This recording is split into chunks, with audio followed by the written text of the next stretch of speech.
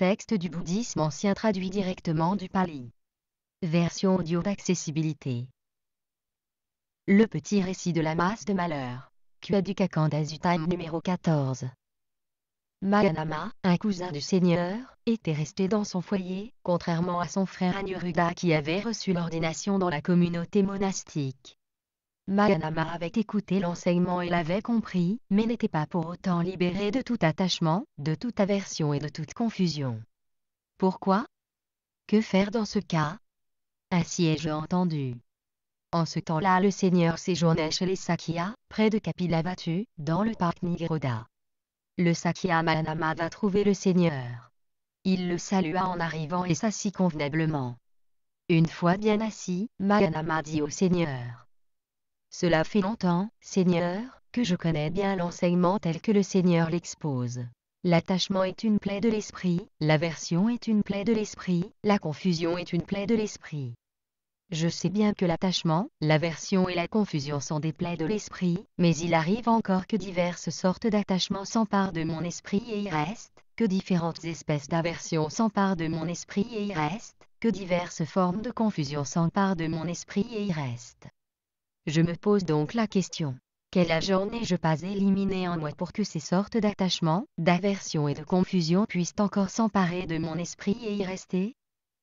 Il y a bien, Mayanama, un agent que tu n'as pas éliminé en toi et à cause duquel diverses sortes d'attachements, d'aversion et de confusion peuvent encore s'emparer de ton esprit et y rester.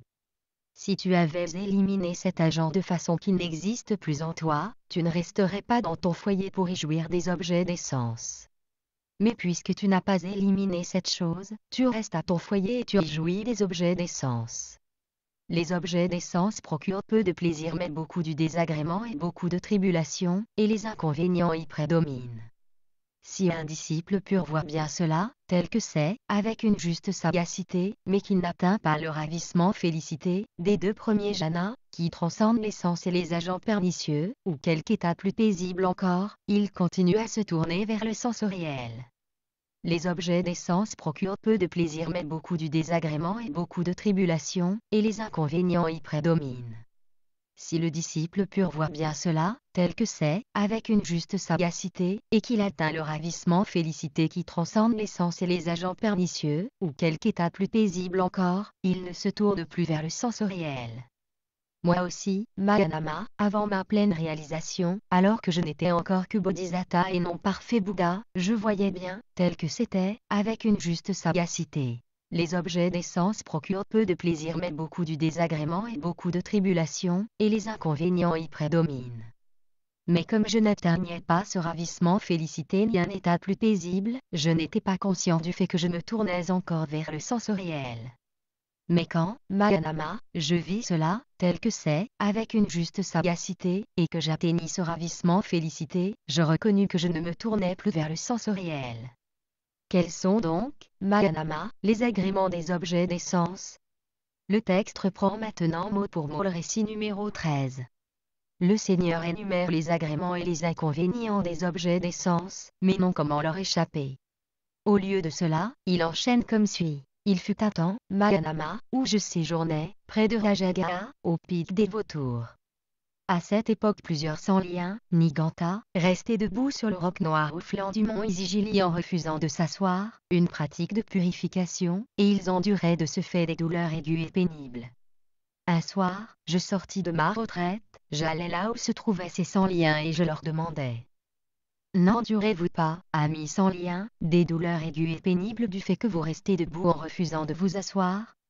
Les sans liens me répondirent: Nataputta le sans lien est omniscient, mon ami, il est omnivoyant et il se reconnaît une complète connaissance vision. Que je me déplace ou que je reste debout sans bouger, que je sois endormi ou éveillé, la connaissance vision est toujours présente, continuellement. Or il dit: les mauvaises actions antérieures que vous avez commises, vous les sans lien, vous les puisez par ce châtiment amer. En contrôlant à présent votre corps, vos paroles et votre esprit, vous ne commettrez plus de mauvaises actions dans l'avenir. En mettant ainsi fin aux actions antérieures et en ne commettant plus de nouvelles actions, il n'y aura plus d'écoulement dans le futur. Puisqu'il n'y aura plus d'écoulement, les actions seront détruites. Les actions étant détruites, la douleur sera détruite. La douleur étant détruite, le ressenti sera détruit. Et le ressenti étant détruit, tout le malheur sera épuisé. Nous nous réjouissons de cela, nous l'acceptons et nous en sommes satisfaits. Ainsi parlèrent-ils. Et moi, Mayanama, je leur demandai. Mais vous, amis sans lien, savez-vous si vous avez existé antérieurement, ou non? Nous ne le savons pas, mon ami. Mais vous, amis sans lien, savez-vous si vous avez commis de mauvaises actions antérieures, ou non? Nous ne le savons pas, mon ami. Mais vous, amis sans lien, savez-vous quelle sorte de mauvaises actions vous avez commises? Nous ne le savons pas, mon ami. Mais vous, amis sans lien, savez-vous quelle quantité de douleur vous avez épuisée, quelle quantité de douleur il vous reste à épuiser et quelle quantité de douleur il faut épuiser pour que toute la douleur soit épuisée? Nous ne le savons pas, mon ami. Mais vous, amis sans lien, savez-vous comment éliminer les agents pernicieux dans la réalité présente et parfaire les agents bénéfiques? Nous ne le savons pas, mon ami. Ainsi, amis sans lien, d'après vos dires, vous ne savez pas si vous avez existé antérieurement, vous ne savez pas si vous avez commis de mauvaises actions antérieures, vous ne savez pas quelle sorte de mauvaises actions vous avez pu commettre, vous ne savez pas quelle quantité de douleur vous avez épuisée, quelle quantité de douleur il vous reste à épuiser et quelle quantité de douleur il faut épuiser pour que toute la douleur soit épuisée, vous ne savez pas comment éliminer les agents pernicieux dans la réalité présente et parfaire les agents bénéfiques. S'il en est ainsi, il faut avoir été brutal, sanguinaire et violent avant cette vie humaine pour entrer chez les sans-liens. On n'accède pas à la félicité par le plaisir, ami Gautama, mais par la douleur. Si l'on pouvait accéder à la félicité par le plaisir, le roi Seniya Bimbisara du Magadha accéderait à la félicité et y resterait plus longtemps que le vénérable Gautama. Les vénérables sans-liens parlent trop vite et sans discernement quand ils disent. On n'accède pas à la félicité par le plaisir mais par la douleur. Si l'on pouvait accéder à la félicité par le plaisir, le roi Seniya Bimbisara du Magadha accéderait à la félicité et y resterait plus longtemps que le vénérable Gautama. Vous auriez mieux fait de demander. Lequel de ces vénérables reste le plus longtemps dans la félicité, le roi Seniya ou le vénérable Gautama? C'est vrai, ami Gautama, nous avons parlé trop vite et sans discernement en disant cela. Laissons cela de côté et demandons au vénérable Gautama. Lequel de ces vénérables reste le plus longtemps dans la félicité, le roi Seniya ou le vénérable Gautama? Sur ce point, amis sans lien, je vais vous poser une question et vous pourrez apporter la réponse qui vous conviendra. Pensez-vous, amis sans lien, que le roi Seniya Bimbisara du Magadha puisse, en restant immobile et sans prononcer une parole, demeurer et savourer 7 jours et 7 nuits une félicité ininterrompue? Non, mon ami. Pensez-vous, amis sans lien, que le roi Seniya Bimbisara du Magadha puisse, en restant immobile et sans prononcer une parole, demeurer et savourer 6 jours et 6 nuits, 5 jours et 5 nuits, 4 jours et 4 nuits, 3 jours et 3 nuits, 2 jours et 2 nuits, ou seulement 1 jour et 1 nuit, une félicité ininterrompue? Non, mon ami. Mais moi, ami sans lien, je peux, en restant immobile et sans prononcer une parole, demeurer et savourer 1 jour et 1 nuit une félicité ininterrompue, l'absorption dans le fruit.